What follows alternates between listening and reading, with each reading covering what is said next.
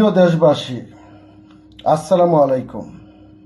আজ দুঃখ ভারাক্রান্ত মন নিয়ে আপনাদের সামনে হাজির হয়েছি। আমার প্রিয় মাতৃভূমি আজ মৃত্যুপুরীতে পরিণত হয়েছে। দেশের কোথাও কোনো স্বাধীনতা নেই। না আছে কথা বলার স্বাধীনতা, না আছে চলাফেরার স্বাধীনতা।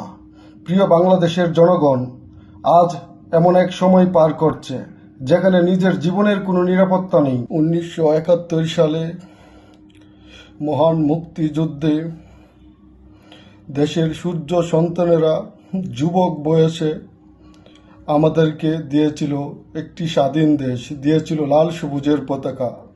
অথচ আজ বৃদ্ধ বয়সে রাজাকার আল বদর আল শামসের ছেলে মেয়ে নাতি পুতিদের দ্বারা আজ প্রিয় সূর্য সন্তানেরা লাঞ্ছিত হচ্ছে।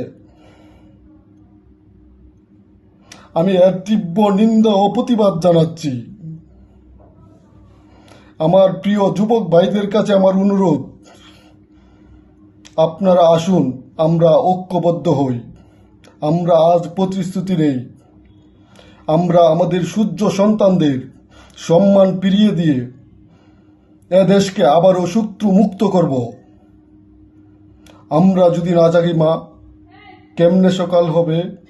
তোমার ছেলে উঠলে মাগো, রাত পোহাবে তবে। জয় বাংলা, জয় বঙ্গবন্ধু।